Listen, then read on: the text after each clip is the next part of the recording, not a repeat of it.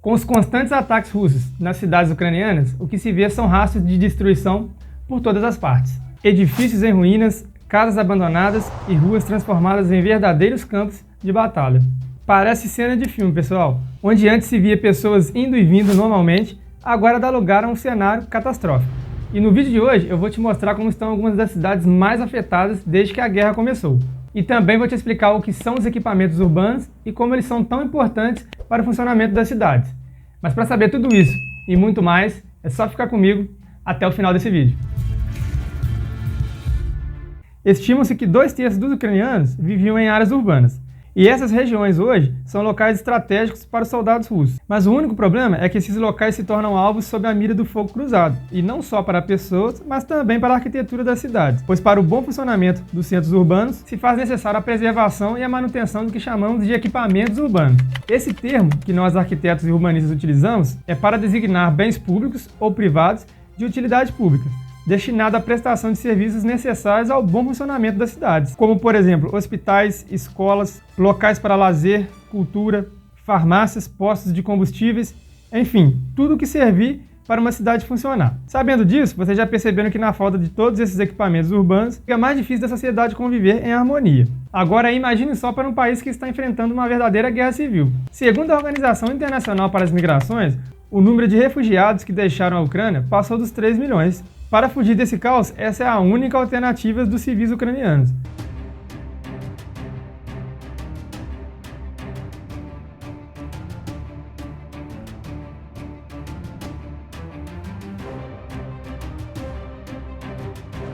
Mas afinal, como estão algumas dessas cidades atingidas pela guerra na Ucrânia? Vamos começar por Mariupol, uma cidade portuária às margens do Mar Negro. Está localizada aí em uma região estratégica para os russos, ao leste da Ucrânia. A cidade tem cerca de 450 mil habitantes e é um importante centro industrial. A apenas 55 quilômetros da fronteira com a Rússia, é o principal alvo das investidas do exército russo. Desde o dia 24 de fevereiro, a cidade enfrenta não só morte de civis e militares, mas também sofre com a escassez de alimentos, medicamentos, água, energia e também gás. E pessoal, volta aqui comigo rapidinho. Vocês lembram que lá no começo do vídeo, eu disse que os equipamentos urbanos são aqueles necessários ao bom funcionamento das cidades? O abastecimento de energia elétrica, de água, serviços de esgoto, rede telefônica, internet e o gás canalizado também entram na definição de equipamentos urbanos. Então, em meio a esse cenário de destruição, uma mesquita, um hospital infantil, entre muitos outros equipamentos urbanos, estão entre os alvos atingidos aí nas investidas russas na cidade de Mariupol.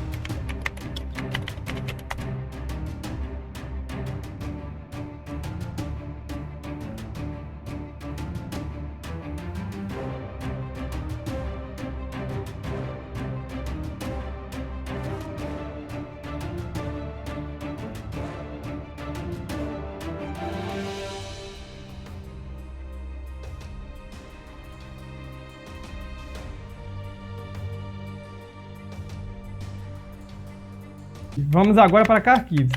A cidade de Kharkiv sofre com os bombardeios russos que devastaram a região central da cidade, a segunda maior da Ucrânia. Com 1,5 milhão de pessoas, um dos alvos que ganhou destaque na mídia em todo o mundo foi o bombardeio do prédio da Câmara Municipal, que ficava na Praça Central.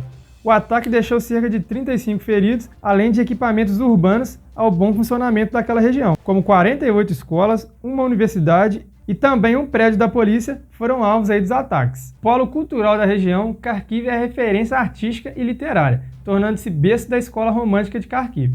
Além disso, abriga uma das primeiras galerias de arte contemporâneas do país, que abriu suas portas em 1996 e apresenta outros espaços culturalmente significativos para a região.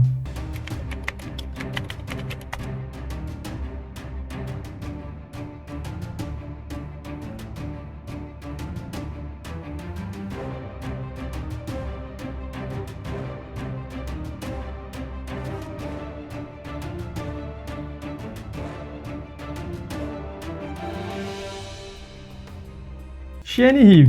A 120 km de Kiev, a cidade histórica também foi alvo dos ataques russos, que destruíram casas, prédios residenciais, escolas e também praças. O que é também, pessoal, considerado um crime de guerra quando você ataca aí prédios residenciais, escolas, ou então também ataques aí diretos a civis, ou a possíveis locais onde essas pessoas possam se encontrar. Além disso, o estádio de futebol do time local, Desna, que disputa a primeira divisão, também foi atingido. E também uma biblioteca local foi alvo aí dos bombardeios.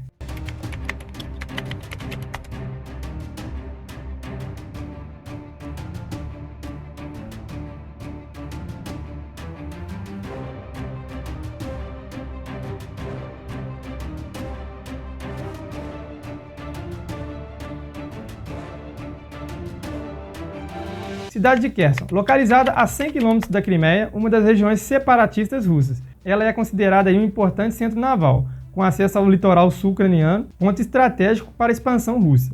Por isso, foi a primeira cidade a ser completamente dominada pelas forças russas. E segundo a prefeitura local, a cidade, que antes abrigava importantes faculdades técnicas, industriais, do setor têxtil, agrícola e também de engenharia, está hoje irreconhecível. Serviços de energia, água e gás foram danificados após intensos bombardeios que atingiram a cidade de aproximadamente aí 300 mil pessoas.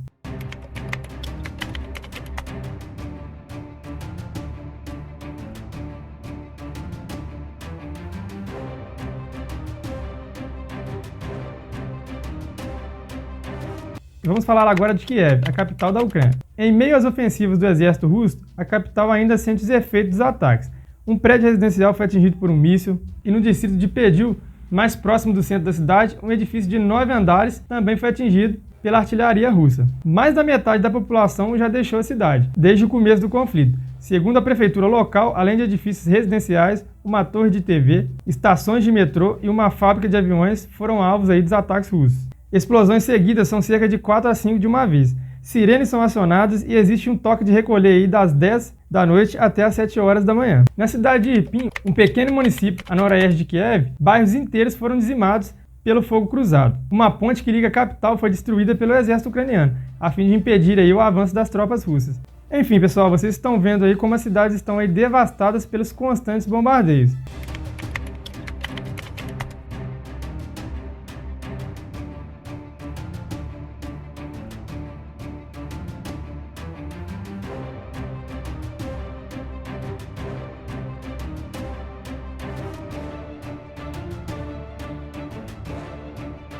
A cidade de Mariupol, por exemplo, teve 80% dos prédios residenciais destruídos, fora o número de mortos, que oficialmente anda na casa aí das 3 mil pessoas. Um cessar-fogo aí parece longe de ocorrer. Já foram várias as reuniões, mas a Rússia parece falar uma coisa e executar outra. Ou seja, fala-se no cessar-fogo, mas na prática eles continuam a bombardear algumas das cidades. Segundo Volodymyr Zelensky, corredores humanitários são organizados, porém sem muito sucesso, já que a Rússia não dá o devido tempo necessário para a retirada dos civis. O chefe da diplomacia da União Europeia disse ser um verdadeiro crime de guerra, todos os ataques às cidades e principalmente a Mariupol. Pessoal, sendo crime de guerra ou não, a gente sabe que atacar uma nação é uma coisa extremamente pesada. E ainda mais quando se destrói aí várias cidades. É um verdadeiro crime contra a arquitetura local dessas regiões. A União Internacional de Arquitetos condena veementemente a invasão da Ucrânia e condena ainda as desigualdades que emergem da guerra, incluindo preconceitos raciais nas fronteiras, perda de casas e de muitas pessoas inocentes, e também a perda de vidas. Esse foi um trecho aí da manifestação divulgada em Paris no mês de março. Além dela, uma carta aberta foi publicada por arquitetos e urbanistas e designers russos. Nós, os arquitetos e urbanistas da Rússia, consideramos inaceitável a ofensiva das tropas russas no território da Ucrânia. As questões de política externa devem ser resolvidas exclusivamente por meios pacíficos. A guerra não pode ser um instrumento da política do século XXI.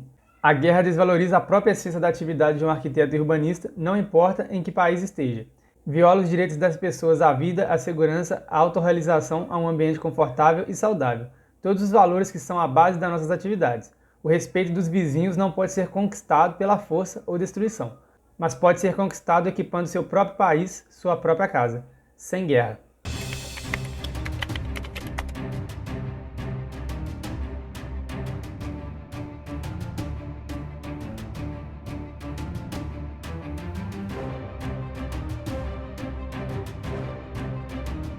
Pois é, pessoal, esperemos que esse conflito acabe o mais rápido possível, porque vocês já viram aí a destruição que essa guerra está causando nas cidades aí da Ucrânia. Para recuperar tudo isso aí, pessoal, vai precisar aí de uma boa grana para trazer aí boa parte dessas cidades de volta.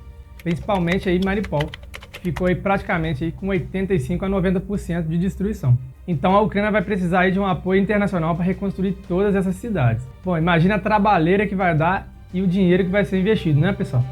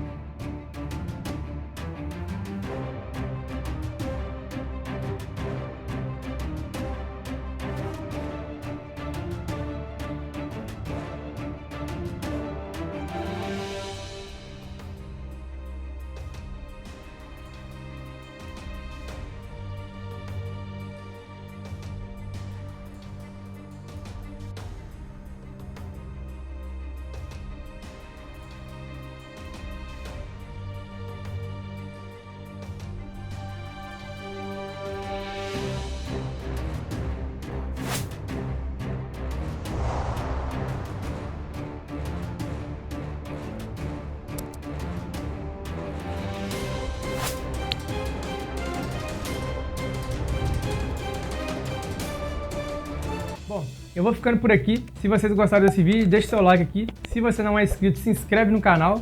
Lembre de ativar o sininho para receber a notificação dos novos vídeos. E até o próximo.